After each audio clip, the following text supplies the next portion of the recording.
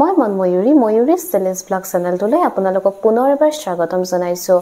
আশা কৰোঁ আহিবলগীয়া এডিআৰই 2.0 কাৰণে আপোনালোকে খুব ধুনীয়া ধৰণে প্ৰস্তুতি চলাই আছে। গতিকে আজি মই আপোনালোকক এনেকুৱা কেইটামান ভুলৰ কথা ক'বলৈ গৈছোঁ যিকেইটা আপোনালোকে এভইড কৰি চলিব। আপোনালোকে এক্সামলৈকে যেতিয়ালৈকে আপোনালোকে এক্সামত বহিব তেতিয়ালৈকে আপোনালোকে এই ভুলসমূহৰ কথা এভইড কৰি চলিব। কাৰণ মই অলৰেডি বহুতকেইটা ভিডিঅ' বনাইছোঁ য'ত নেকি আপোনালোকে কেনেধৰণে পঢ়িব, কেনেধৰণে প্ৰিপাৰেশ্যন কৰিব সকলোবিলাক আপোনালোকক জনোৱা হৈছে। আজি মই এইটো জনাম যে আপোনালোকে কি নকৰিব, কোনসমূহ ভুল আপোনালোকে নকৰিব। গতিকে ভিডিঅ'টো আপোনালোকে শেষলৈকে চাই থাকিব। আৰু এতিয়া চাওক, লাষ্ট টাইম মোক কেইবালাখো ষ্টুডেণ্টে এপ্লাই কৰিছিলে, তাৰ মাজত মাত্ৰ অলপমানহে ষ্টুডেণ্ট চিলেক্ট হয়, কেইহাজাৰ মানে চিলেক্ট হৈছিলে। গতিকে আপোনালোকে যদি ৰেচিঅ' হিচাপত উলিয়াবলৈ যায় খুব বেছি কম হয়। আৰু এইবাৰতো আৰু বেছি কেণ্ডিডেটে এপ্লাই কৰিছে আৰু সেইটো হিচাপত পষ্ট আৰু কম। গতিকে আপোনালোকে কি হয় চাওক, সেইখিনি এই মানে এনেকুৱাতো নহয়, বহুতে এনেকুৱা হৈছে যে লাষ্ট টাইম 1 মাৰ্ক বা খুব অলপ মানে কাৰণে থাকি গৈছে। তো গতিকে এনেকুৱা কোনখিনি ভুল আপোনালোকে নকৰিব সেই আপোনালোকে জানিবৰ বাবে ভিডিঅ'টো কোনো স্কিপ নকৰাকৈ শেষলৈকে চাই থাকিব। আৰু যদিহে ভাল পাইছে তেতিয়াহ'লে লাইক, শ্বেয়াৰ এণ্ড ছাবস্ক্ৰাইব কৰিবলৈ নাপাহৰিব। চাওক, আপোনালোকে কাট অফত নাযাব। বহুতে মোক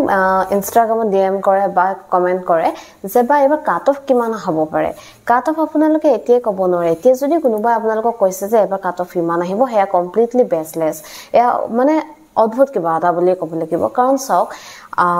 এক্সামেই হোৱা নাই, কাৰণ আপোনালোকে কুৱেশ্যন পেপাৰখনেই আপোনালোকৰ হাতত পৰা নাই। আপুনি কেনেকৈ জানিব কাট অফ কিমান আহিব? কাৰণ সাধাৰণতে যদি কুৱেশ্যন পেপাৰ বহুত বেছি টান আহে তেতিয়াহ'লে আপোনালোকৰ কি হয়, কাট অফটো অলপ কম হয়। আৰু কুৱেশ্যন পেপাৰ যদি অলপ ইজি আহে তেতিয়াহ'লে কাট অফ অলপ বেছি হয়। গতিকে আৰু এটা কথা, আপোনালোকে কাট অফ এটা মাৰ্কছ কৰি পিনে এটা কাট অফৰ মানে ইমানখিনি লাগিব বুলি মাইণ্ডত ভৰাই পিনে আপোনালোকে পঢ়িব নোৱাৰে। কাৰণ আপুনি যেতিয়া কাট অফ লৈ আপুনি কাট অফ এটা যেতিয়া চাব, কাট অফ কিমান আহিব কি নহয়, এইবিলাকত যেতিয়া আপোনালোকে বেছি ফ'কাছ কৰিবলৈ যাব বা এইটো আপোনালোকে যেতিয়া মন কৰিব, তেতিয়া কি হ'ব, আপোনালোকৰ মনত মানে ভয় এটা সোমাব বা কনফিউজন এটা ক্ৰিয়েট হ'ব যে ইমানখিনি পাইছে। আপুনি সিমানটোতে মাৰ্ক এটা কৰি ল'ব নোৱাৰে নহয় যে এইটো মোৰ তুমি, কাৰণ কিমান আহিব আপুনিও এতিয়া ক'ব নোৱাৰে বা ময়ো ক'ব নোৱাৰোঁ, কোনো ক'ব নোৱাৰে। যদি কোনোবা ক'বলৈ গৈছে মানে নহয়, এইটো ভুল হয়। কাৰণ আপোনালোকে যদি মানে কাট অফত লৈ যায় তেতিয়াহ'লে সেয়া সম্পূৰ্ণ ভুল। কাৰণ কাট অফত লৈ কোনো প্ৰয়োজনেই নাই। আপোনালোকে জাষ্ট প্ৰিপাৰেশ্যন কৰক, আপোনালোকে কেনেকৈ নিজক ইম্প্ৰুভ কৰে তাত গুৰুত্ব দিয়ক। কাৰণ কাট অফ এটা এনেকুৱা হয় যে নৰ্মেলাইজ কৰি এটা মাৰ্কছ দিব, কাৰণ 2:1 আপোনাৰ চিলেক্ট কৰিব। গতিকে আপোনালোকে তাত নাযাব। কাট অফ কিমান কি হয় এইবিলাক আপোনালোকৰ চাই মানে এইবিলাকত আপোনালোকে যদি চাই বা আপোনালোকে এটা টাইম দিয়ে, সেয়া আপোনালোকৰ টাইম লষ্টৰ বাদে আন একো নহয়। গতিকে কাট অফ লৈ আপোনালোকে কোনো ধৰণৰ নাযাব। আগৰ বছৰ কিমান আছিলে তাৰ কম্পেয়াৰ কৰি লাভ নাই। কি প্ৰয়োজন, আপুনি কি কৰিব কাট অফটো লৈ মোক কওকচোন। আপোনাৰ এইম এইটো হোৱা উচিত যে আপুনি যিমান আহিছে, যদি 100টা কুৱেশ্যনছ আহিছে, অন্ততঃ তাৰ 92 বা 93টা কুৱেশ্যন আপুনি শুদ্ধকৈ কৰিব পৰাটো আপোনাৰ টাৰ্গেট হ'ব লাগে। এনেকুৱা নহয় যে মই ইমানটো পাম আৰু ইমানটো, কাৰণ আপুনি ভাবি আহিব যে এইবাৰতো ইমানখিনি কাট অফ আহিছিলে গতিকে মই এইটো টাৰ্গেট হিচাপত ল'ম। কাৰণ চাওক, লাষ্ট টাইম আপোনালোকৰ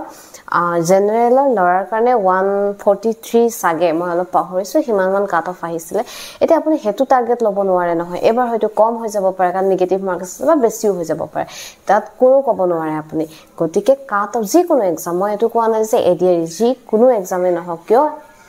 এক্সামটো নোহোৱাৰ আগতেই যদি আপোনালোকে কাট অফ লৈ মানে আপোনালোকে তাত যদি ইণ্টাৰেষ্ট দিছে বা আপোনালোকে যদি তাত মূৰ ঘমাইছে, সেয়া আপোনালোকৰ সম্পূৰ্ণ এটা ভুল হয়। গতিকে আপোনালোকে তাত নাযাব। আপোনালোকে জাষ্ট প্ৰিপাৰেশ্যন কৰক, টাৰ্গেট ৰাখক যে এনি হাও আপোনালোকৰ মাৰ্কছটো বেছি ৰাখক। যেতিয়া আপোনাৰ মাৰ্কছ বেছি থাকিব আপুনি চিয়'ৰ যে আপুনি পাবই। আপুনি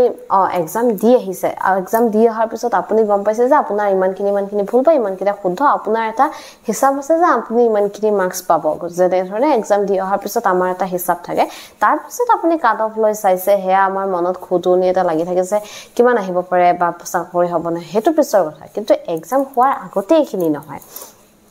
তো নেক্সট কি হয় চাওক, বহুত মই দেখিছোঁ বহুতে কি কাম কৰে, বহুত বেছি ট্ৰিক মানে শিকিবলৈ যায়। জেনেৰেলি মেথছ আৰু ৰিজনিঙৰ ক্ষেত্ৰত, মই বাকী ক্ষেত্ৰত ক'বলৈ নাযাওঁ। মেথছ আৰু ৰিজনিঙৰ ক্ষেত্ৰত আপোনালোকে ট্ৰিক শিকক। এনেকুৱা নহয় যে আপোনালোকে যদি ট্ৰিক নিশিকে হেয়াও মই ভুল বুলি কম মই ট্ৰিক শিকাটো ভুল বুলি কোৱা নাই কিন্তু বহুত বেছি যদি ট্ৰিক কেছ এক্সাম্পল আপুনি 50% মানে ট্ৰিকত কৰিবলৈ গৈছে হেয়া ভুল কাৰণ গোটেইখন বহি প্ৰত্যেকটো কোৱেশ্চনত ট্ৰিক সব যদি আপোনালোকে ট্ৰিকত কৰিবলৈ যায় হেয়া আলটিমেটলি আপোনাৰ এটা সময়ত গোটেইখিনি গৈ মিক্স আপ হৈ যাব আৰু মই কৈছো নে কেতিয়াও ইমানখিনি ট্ৰিক্স আপোনালোকে এপ্লাই কৰিব নোৱাৰে সব মিছা 15% মান হিকক হিমানখিনি কৰক 10% 15% আপোনালোকে ট্ৰিক্স হিকক ট্ৰিক্স লাগিব আমাক সময় বচাবৰ কাৰণে কিন্তু সব নহয় আৰু মেইন কথা কি হয় কনসেপ্ট ওয়াইজ আপোনালোকে যাব যদি বেসটো আপুনি ক্লিয়াৰ থাকে আপুনি কোৱেশ্চনটো যেতিয়া আহিব আপোনালোকে কৰিব পাৰিব এতিয়া সব ট্ৰিক্স আপোনালোকে কেনেকুৱা বিলাক জানিব লাগে এটা ধৰি লওক কিছুমান question as example cube root উলিওৱা বা স্কয়াৰ ৰুট উলিওৱা এনেকুৱা বিলাকত যদি আপোনালোকে মানে তাৰ ট্ৰিক্স বিলাক জানে আপোনালোকৰ সময় কমিব তেনেকুৱা বিলাকত ভাল কিন্তু গোটেই কোৱেশ্চনটো প্ৰত্যেকটো কোৱেশ্চন যদি আপোনালোকে কৰিবলৈ যায় সব কোৱেশ্চন ট্ৰিক্স 100টা কোৱেশ্চন আপুনি যদি প্ৰেক্টিস কৰে 100টাই ট্ৰিক্স হেটো সম্পূৰ্ণ ৰং গতিকে কমকে ট্ৰিক্স শিকক কিন্তু যিকেইটা শিকক হেকেইটা ভালকে শিকক যত মানে যাতে আপোনাৰ কোনো ধৰণৰ ভুল না লাগে আৰু যিখিনি লাগে হেখিনি আপুনি লওক বহুত বেছি কিবা নহয় মেইন কথা আপুনি কনসেপ্ট ক্লিয়াৰ কৰক অলপ সলপটো জানিব লাগিব এনেকুৱা নহয় যে বহুত কিবা মানে একেবাৰে নাজানিলে নহব কিন্তু কনসেপ্টটো যদি ক্লিয়াৰ থাকে যেনেকুৱা ধৰণৰ কোৱেশ্চন হক কাৰণ চাওক ম্যাথছ আৰু ৰিজনিং তাত আপোনালোকে ফুল মাৰ্কস মানে কভাৰ কৰিব পাৰে গতিকে ম্যাথছ আৰু ৰিজনিংছত যাৰ ঠিক থাকে নহয় তেতিয়া হলে বাকিখিনি ক্ষেত্ৰত যথেষ্ট সুবিধা হৈ যায় কাৰণ জিকে পাৰ্টত আপোনালোকে বহুত বেছি মাৰ্কস মানে ফুল মাৰ্কস তোলাটো প্ৰায় অসম্ভৱ নেক্সট যেটো কবলৈ গৈছো যে নেক্সট কি চাও আপোনালোকে এডিআৰইৰ এক্সাম দিব মই বেলেগ এক্সামৰ কথা কবলৈ যোৱা নাই মই এডিআৰইৰ বাবে কৈছো এটা গ্ৰেড 3 বা গ্ৰেড 4 লেভেলৰ এটা এক্সাম হয় বহুত বেছি হাৰ্ড নহয় গতিকে এপিএসসি বা ইউপিএসসি লেভেলৰ এক্সাম যেতিয়া নহয় গতিকে আপোনালোকে হেইটো হিচাপত ইমান ডিপ ষ্টাডিও কৰিব নালাগে মানে মই এটো ক'ব বিচাৰিছো যে ধৰি লওক আপুনি মডাৰ্ন হিষ্ট্ৰি পঢ়িছে বা ইণ্ডিয়ান হিষ্ট্ৰি পঢ়িছে বা ইণ্ডিয়ান পলিটি শিকিছে এনেকুৱা ক্ষেত্ৰত আপুনি ইণ্ডিয়ান পলিটিৰ কাৰণে একদম এখন বুক লৈ লৈছে তাৰ পিছত আপুনি কি কৰিছে হিষ্ট্ৰিৰ কাৰণে এখন বুক লৈ লৈছে আসাম হিষ্ট্ৰিৰ কাৰণে এখন বুক লৈছে 10টা টপিকৰ কাৰণে 10খন আপুনি মানে বুক লৈছে একদম আপুনি ৰিসাৰ্চ কৰিছে কোনো প্ৰয়োজন নাই কাৰণ আপুনি মানে ইউপিএসসি লেভেলৰ এক্সাম দিবলৈ নাযায় বা এপিএসসি লেভেলৰ এক্সাম দিবলৈ নাযায় ইমান হাৰ্ড নাহে গতিকে আপোনালোকে যিখিনি কোৱেশ্চন আহে পত আৰু কেনে ধৰণে জানিব হে আগৰ বছৰৰ কোৱেশ্চন পেপাৰ কৰা চাওক বা এনে ধৰণে যিখিনি সাধাৰণতে কোৱেশ্চন আমাৰ আহি থাকে সেই কোৱেশ্চন খিনিৰ ওপৰত হোৱা আৰু মেইন মই আগতেও কৈছো যে এনসিআৰটি ক্লিয়াৰ কৰক এনসিআৰটি যদি ক্লিয়াৰ হৈ থাকে ওকে আপোনাৰ অলমোস্ট হৈ গল বুলি ধৰি লওক গতিকে আপুনি বহুত বেছি কিবা মানে যাব নালাগে বহুত বেছি হাৰ্ড নহয় আৰু আপুনি তাত কোনো ধৰণৰ থেসিস লিখিব নালাগে গতিকে যাওক হিমানখিনি লাগে যিমানখিনি আমাক প্ৰয়োজন হয় হিমানখিনি অযথা যদি আপুনি তা টাইম লস কৰি দিয়ে বিশেষকৈ জিকে পাৰ্টটো মই ম্যাথছ আৰু ৰিজনিং কোৱা নাই জিকে পাৰ্টত 60টা কোৱেশ্চন আহিলে আপোনালোকে 60 পাব নোৱাৰে কেতিয়াবা কোনোবা এজনে পাব পাৰে হেয়া বহুত ৰেয়াৰ কিন্তু সাধাৰণতে নাপায় গতিকে এই তাত আপোনালোকে যদি বহুত বেছি সময় লগাই দিয়ে বাকি এটা সাবজেক্টৰ কাৰণে ম্যাথছ ইংলিশ আৰু ৰিজনিংৰ কাৰণে আপোনাৰ কিন্তু সময় থাকি যাব বা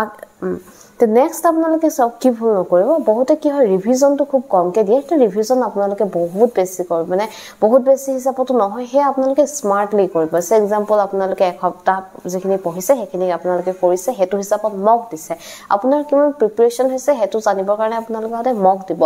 যত যেনেকে পায় তেনেকে মক দিব কুইজত মানে আপোনাৰ যদি টেলিগ্ৰাম গ্ৰুপত পাইছে তেনেকে পাওক এপত পাইছে যদি এপত পাওক কিনিছে তো কিনক বা ফ্ৰীকে পাইছে তো ফ্ৰীকে যত যেনেকে পাই মক দিব মক দিলে বহুত বেছি ভাল আৰু কি হয় সাধাৰণতে জানেনে লাষ্ট টাইম মোৰ ক্ষেত্ৰত কি হৈছিলে মই বহুত কম সময় পঢ়িছিলো কাৰণ বহুত মানে মই একচুয়ালি প্ৰথম অৱস্থাত মই চাকৰিৰ কাৰণে বিচৰা নাছিলো হঠাৎ মাইন্ডত আহি গল যে নহয় মোক এটো চাকৰি লাগে আদাৰৱাইজ মই ইমান চাকৰিৰ কাৰণে ইমান মানে যোৱা নাছিলো চাকৰি লাইনত যাম বুলি ভাবা নাছিলো গতিকে